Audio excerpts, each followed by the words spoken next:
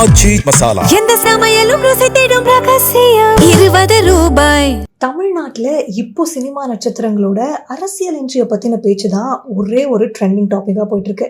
அதுவும் ரீசெண்டாக ஒரு முக்கியமான நிகழ்ச்சியில் பேசின ஆக்டர் ரவிமோகன் அவர்கள் அவரோட பொலிட்டிக்கல் என்ட்ரி பற்றி கேட்ட கேள்விக்கு ரொம்ப ஓப்பனாகவும் சுவாரஸ்யமாகவும் பதில் சொல்லியிருக்காரு.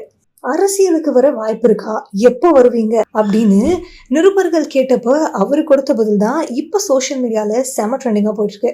அதை பற்றி தான் இந்த வீடியோவில் டீட்டெயில்டாக பார்க்க போகிறோம். சமீபமாகவே தமிழ் சினிமாவில் இருக்கிற முன்னணி நடிகர்கள் அரசியலை நோக்கி அடியெடுத்து வைக்கிறத நம்ம பார்த்துட்டு இருக்கோம். அந்த வரிசையில் ரவிமோகன் அவர்களும் அரசியலுக்கு வருவாரா அப்படிங்கிற கேள்வி ரொம்ப நாளாகவே ரசிகர்கள் மத்தியில் இருந்துச்சு. இப்போ நடந்த இந்த பேட்டியில் இதை பற்றி ரொம்ப ஓப்பனாக பேசியிருக்காரு. அரசியல் அப்படிங்கிறது ஒரு பொறுப்பான இடம். மக்கள் நமக்கு கொடுத்த அன்புக்கு நம்ம திருப்பி ஏதாச்சும் செய்யணும்னு நினைக்கிறது இயல்பு தான்.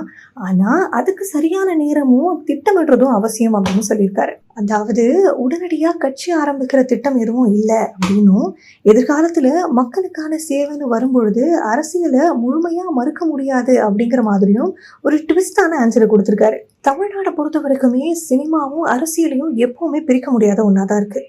எம்ஜிஆர் கருணாநிதி காலத்திலிருந்து இப்போ சமீபத்தில் விஜய் வரைக்குமே சினிமா பிரபலங்களோட அரசியல் வருகை பெரிய மாற்றத்தை ஏற்படுத்தியிருக்கு.